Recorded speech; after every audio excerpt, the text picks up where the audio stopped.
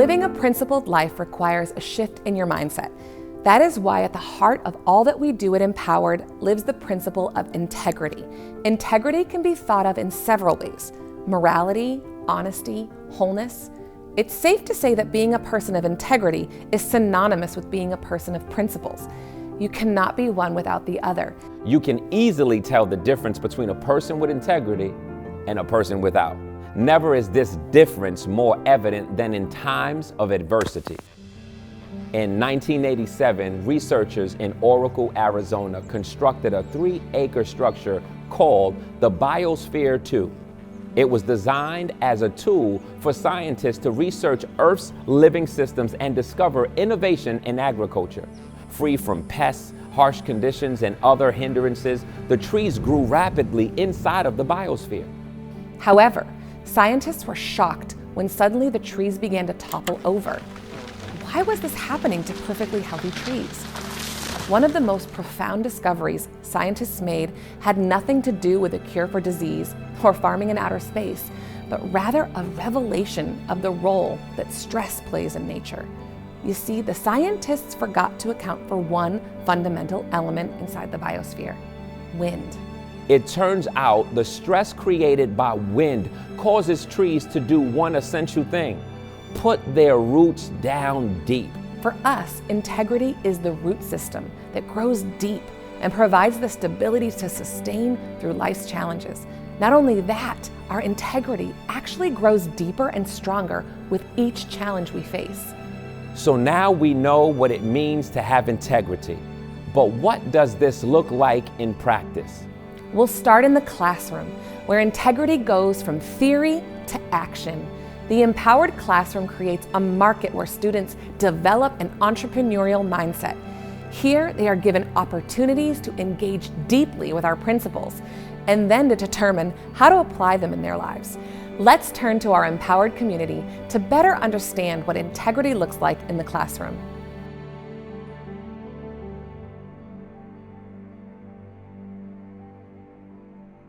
We've all experienced challenges in our lives, and doing what's right in those challenges, or sometimes standing up when it's most difficult, is something that we believe integrity really speaks to the character of a person. Teachers are met with these challenges from their students, viewpoints from each other, viewpoints from their peers. We're always in this cycle that we're regulating our behaviors upon these ideas. And when you think about integrity, it has a lot to do with listening. And toleration has a lot to do with listening and trusting.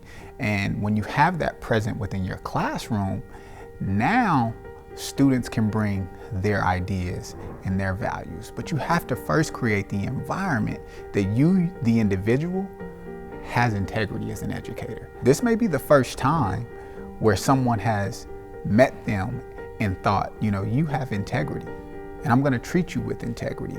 You'll start to see their critical thinking. You'll start to see their problem-solving skills increase, because they want to be a part of a market that respects and tolerates who they are as individuals.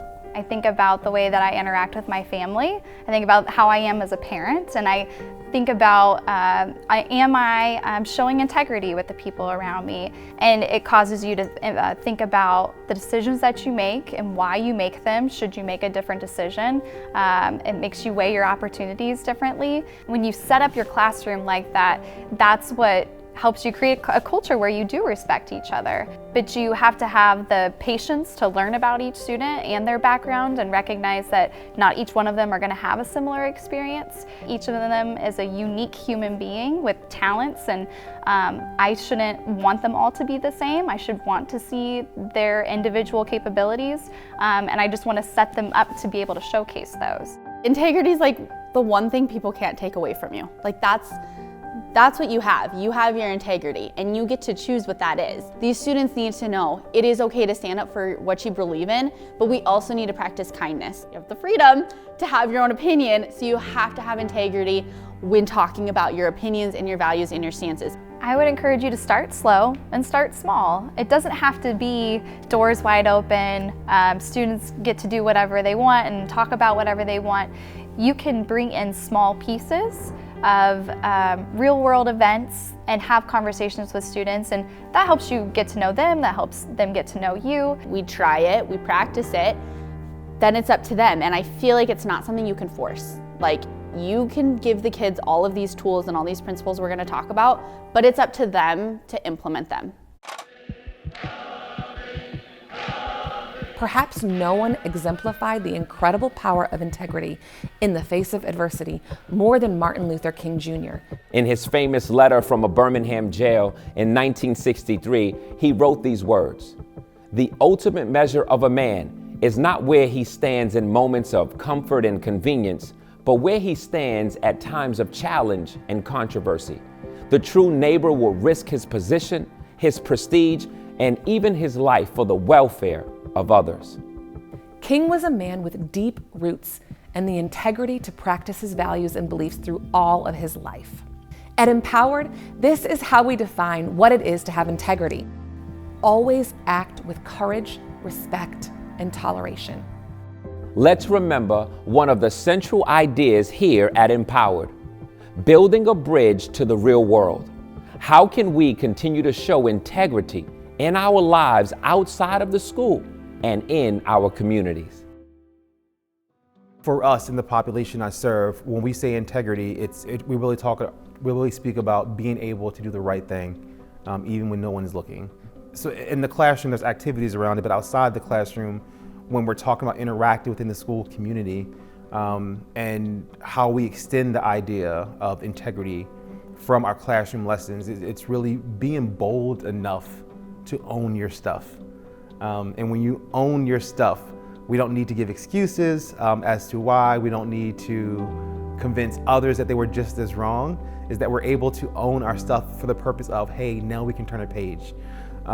So the integrity principle that we integrate in the classroom always bounces back into it. Now when you're in the larger population, like in life now, how can you apply this idea of integrity? It's a value that you keep with you.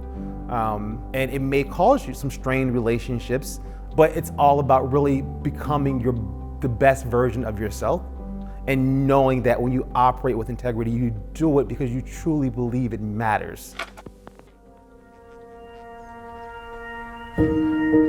Just like the biosphere created the illusion of a thriving environment, so too can the traditional education system.